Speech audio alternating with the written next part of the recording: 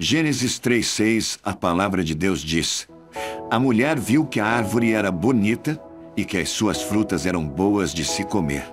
E ela pensou como seria bom ter entendimento. Aí apanhou uma fruta e comeu. E deu ao seu marido, e ele também comeu. Sabem de uma coisa, meus queridos? Como Deus é bom, não é? E como Ele se preocupa comigo e com você. A prova disso é a Bíblia. A Bíblia Sagrada conta todo o conhecimento de Deus se revelando a nós a cada texto, a cada frase.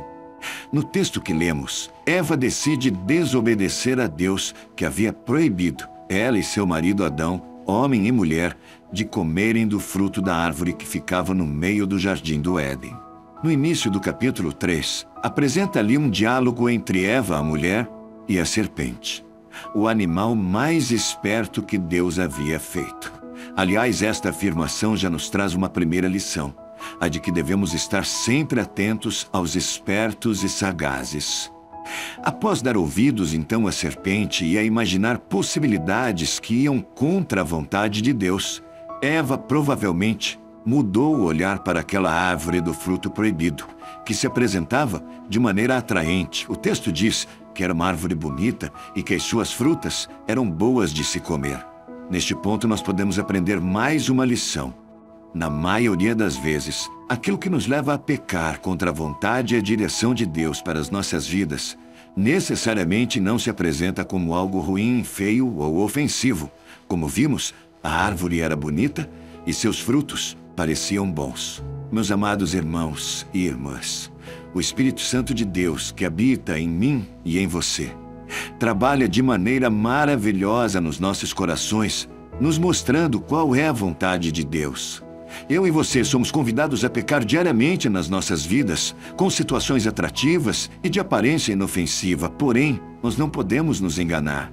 Nós precisamos buscar mais da presença de Deus e a aprender a ouvir a voz do seu Santo Espírito, que é cavalheiro e só se manifesta quando permitimos, quando desejamos. Mas algo ainda que eu quero conversar com você é para que se atente ao fato de que Eva estava no jardim de Deus. Ela e seu marido Adão se relacionavam com Deus diariamente. E aí, mais um alerta para mim e para você. E este, talvez, é o alerta mais importante dessa mensagem de hoje. O fato de nós nos relacionarmos com Deus não nos exime, não nos tira da possibilidade de pecar. Não nos tira a possibilidade de cair. Pense sobre isso. Apesar do perdão disponível para mim e para você em Jesus Cristo, nossos pecados têm consequências. Lembre-se, um coração grato e humilde tem muita eficácia na luta contra o pecado. Segundo Crônicas 33, versos 12 e 13, a palavra de Deus diz: No seu sofrimento, Manassés orou com fervor ao Senhor, o seu Deus. Cheio de humildade, ele se arrependeu diante do Deus dos seus antepassados. Deus ouviu a sua oração e atendeu o seu pedido, deixando que ele voltasse para Jerusalém e fosse rei de novo. Aí, Manassés declarou que o Senhor é Deus. Sabe, meus irmãos, esta história é maravilhosa, pois ela retrata o que muitos de nós fizemos, estamos fazendo ou faremos um dia. E a minha oração é que não façamos. Sabe, Manassés governou Israel por 55 anos, assumiu o seu reinado com apenas 12 anos de idade. Manassés pecou contra Deus, é o que diz a Bíblia. Ele era filho do rei Ezequias, que reinou sobre Israel durante 29 anos. E a Bíblia relata que Ezequias fez o que agradava a Deus. Bem, mas o nosso personagem hoje é Manassés, um homem que, quando criança, viu seu pai Ezequias governar e adorar somente ao Deus de Israel. Porém, quando se tornou rei, a Bíblia diz que ele seguiu os costumes nojentos dos povos que Deus havia expulsado das suas terras, à medida em que Israel avançava. Manassés construiu altares de adoração a estrelas, chegou a queimar seus filhos como sacrifício, consultava adivinhos, enfim, ele desagradava ao Senhor. Eu quero fazer aqui um paralelo com os dias de hoje. Às vezes nós crescemos ouvindo a palavra de Deus através dos nossos pais. Passamos a vida vendo o exemplo deles de fé e retidão, seja dos nossos pais ou avós. E então, sem o menor constrangimento, de uma hora para outra, abandonamos estes ensinamentos e nos entregamos aos prazeres do mundo e às práticas que desagradam ao Senhor. Deixamos de dar a Deus o seu verdadeiro valor e o seu lugar nas nossas vidas. Foi assim que o rei Manassés agiu. E assim como Deus falou com ele através dos seus profetas, o chamando ao arrependimento, ele nos dias de hoje, o nosso Deus, também tem nos chamado. A pergunta é, você consegue perceber esse chamado? Manassés não ouviu a Deus. Então, o exército inimigo, em uma das batalhas, o levou de maneira violenta como prisioneiro para a Babilônia. No seu sofrimento, Manassés orou a Deus como nós lemos no texto, no início, que está no segundo livro de Crônicas, que diz: no seu sofrimento, Manassés orou com fervor ao Senhor, o seu Deus. Cheio de humildade, ele se arrependeu diante do Deus dos seus antepassados. Deus ouviu a sua oração e atendeu o seu pedido, deixando que ele voltasse para Jerusalém e fosse rei de novo. Aí Manassés declarou que o Senhor é Deus. Sabe, quando nós olhamos para a história de Manassés, aprendemos que o amor e a misericórdia de Deus estão disponíveis àqueles que se arrependem com o coração cheio de humildade. Se você se sente prisioneiro ou prisioneira, escravo, assim como Manassés estava, eu quero lhe convidar a se arrepender e a orar a Deus com o coração contrito e quebrantado, o qual o Senhor Deus não rejeita, e experimentar o melhor de Deus na sua vida. A Bíblia diz que Deus permitiu que ele voltasse a reinar. Esse era o pedido dele enquanto orava a Deus.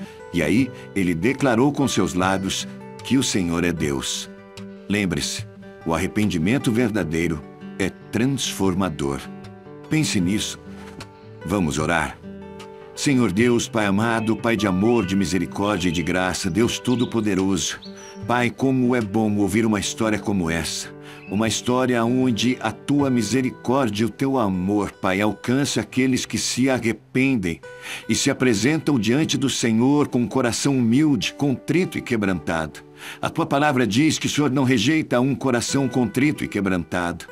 Deus, que nós possamos entender o Seu chamado ao arrependimento. Pai, que nós possamos nos desviar dos nossos maus caminhos, que nós possamos, Pai, nos converter para a Tua direção, Pai, para a Tua vontade, Senhor. Deus, conhecemos a Tua palavra, conhecemos os Teus feitos, sabemos qual é a direção que queres para a nossa vida, Pai, mas ainda assim, muitas vezes, insistimos, Pai, em caminhar para o outro lado.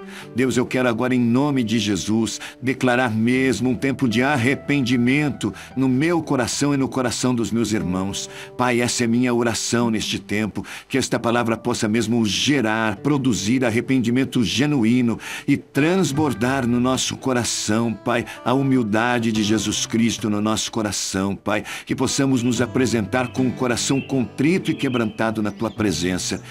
Obrigado, Senhor, por esta palavra tão preciosa ao nosso coração.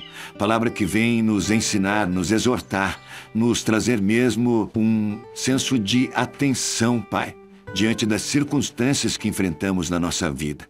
Esse texto é muito rico, quando nos mostra muitas vezes que somos e podemos, na verdade, ser atraídos por aquilo que tem uma boa aparência, mas que, na verdade, representa morte espiritual para nós. Deus, que possamos ter o discernimento que só o Teu Espírito pode nos dar. Por isso nós pedimos para que o Seu Espírito Santo, Pai, seja conosco, nos dando direção, nos ensinando, nos guiando, Pai, a cada momento. Senhor Deus, queremos pedir também para que o nosso coração seja um coração grato, seja um coração sempre grato, Pai, porque a gratidão é uma virtude que nos afasta, sim, do pecado, porque quando temos um coração grato, estamos mais distantes da ganância, que a ganância, além de ser um pecado, nos leva para outro e outro. Afinal, um abismo chama outro. Pai, nós queremos Te pedir que esta palavra possa frutificar em cada coração que a recebe neste tempo, Deus. Pedimos também, Senhor, para que o nosso relacionamento com o Senhor seja cada vez mais forte, mais profundo, Pai, mais intenso. Que possamos, Pai, ser homens e mulheres cheios da presença do Teu Espírito. Esse é o desejo do meu coração. Eu quero declarar uma palavra de bênção, Pai, sobre cada casa, sobre cada lar, sobre cada vida que ora conosco neste tempo. E eu abençoo essas vidas no nome do Senhor Jesus, nome que é sobre todo nome, no céu, na terra e debaixo da terra. Amém e amém. Graças a Deus. Não se esqueça que você é muito importante para o Senhor Jesus. Compartilhe essa mensagem com alguém que você ama. E não se esqueça de inscrever em nossos canais. Que Deus te abençoe.